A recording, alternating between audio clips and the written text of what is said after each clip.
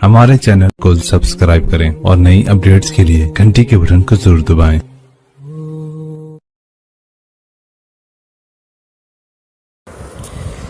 बिस्मिल्लाहिर्रहमानिर्रहीम। अस्सलामु अलैकुम वरहमतुल्लाहि वबरकातुहू।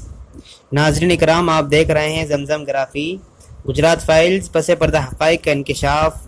इस किताब का सिलसिला जारी है। आइए शुरू करते हैं।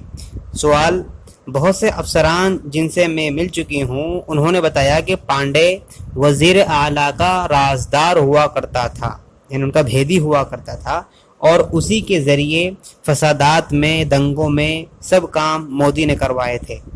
जवाब: फसादात के बारे में अब तक तुम सब कुछ जान ही चुकी हो।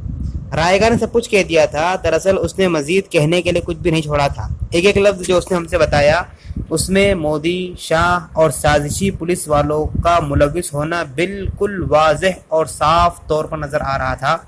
अंदर ही अंदर में उबल रही थी। माइक को मेरे गुस्से का एहसास हो गया था। जब हम रायगार के घर से निकले तो उसने मुझे ढारस देने के लिए मेरा हाथ थाम लिया। ये तो रियासती आमले की ढटाई थी। गुजरात फसादात और फर्जी इनकाउंटरों के मामलों में रियासत की साजबाज के बारे में रायगार ने रिकॉर्ड से परे होने वाली सारी बातों की तस्दीक कर दी थी, यानी आउट ऑफ रिकॉर्ड सारी बातों की तस्दीक और उसकी पुष्टि की थी। क्या रायगार ने नतीजे के तौर पर ये बात नहीं कही थी कि IPS अफसर राहुल शर्मा पर रियासत इसलिए सितम ढा रही है क्योंकि गुजरात के एक मदरसे में पढ़ने वाले मुस्लिम तलबा की जानें उसने बचाई थी? क्या अब भी हम ये मान सकते हैं कि उस वक्त के गुजरात के वज़ीर आला और उसके वज़रा यानी मंत्री के खिलाफ मीडिया बेजा ईज़ा रसानी की मुहिम में लगा हुआ था? इन टेपों में मौजूद सबूत तो कुछ और ही कहानी बयान कर रहे थे। मेरा सर दुख रहा था। मुझे अपने घर वालों की बहुत याद आ रही थी। मुझे मेरे अपनों की कमी महसूस हो रही थी। मुझे शदीद ख्वाहिश हो रही थी कि मैं इस नफ़रत से दूर चली जाऊं जिसको इस बदकिस्मत रियासत ने बढ़ावा दिया जा रहा था, जिसके बारे में हर रोज़ कोई ना कोई नए इंकिशाफ करता था। मुझे अब थोड़ा आराम चाहिए था। मैंने पानी का दरवाज़ा खटखटाया।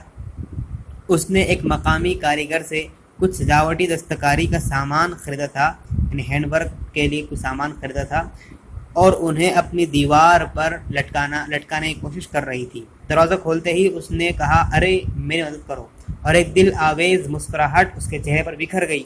फिर बताने लगी कि गुजरात कितना खूबसूरत है। दबी ज़बान में मैंने कहा, हाँ वाकई, काश के पानी वो नफ़रत दे सकती जो मैं देख रही थी। गुजरात की नौजवान नस्ल की तरह पानी तो महज 18 बरस की ही थी। उनमें इतनी नफ़रत क्यों भरी जा रही थी? कुछ वक्त के लिए मैं काम नहीं करना चाहती थी, लिहाजा मैंने अजय को फ़ोन किया। एक कॉलेज में जश्न होने वाला था, इवेंट होने वाला था, जिसके दावतनामे उसके पास मौजूद थे। अजय ने यह पेशकश की कि वो मुझे अपने साथ लेता जाएगा।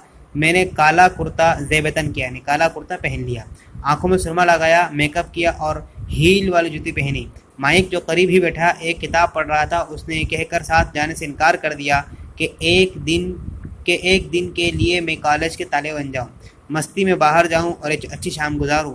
मुझे ऐसी शाम की बहुत ज़रूरत थी। उसी शाम मुझे महसूस हुआ कि एक शख्स नेहरू फाउंडेशन के बाहर कार पार्क करके खड़ा है। उस शख्स को मैंने सुबह भी देखा था। शायद ये मेरा गुमान था। जिस कॉलेज में जश्न था वहाँ ऑटो में जाने के बजाय मैंने अजय को मैसेज किया कि वो मुझे अपने साथ लेता जाए।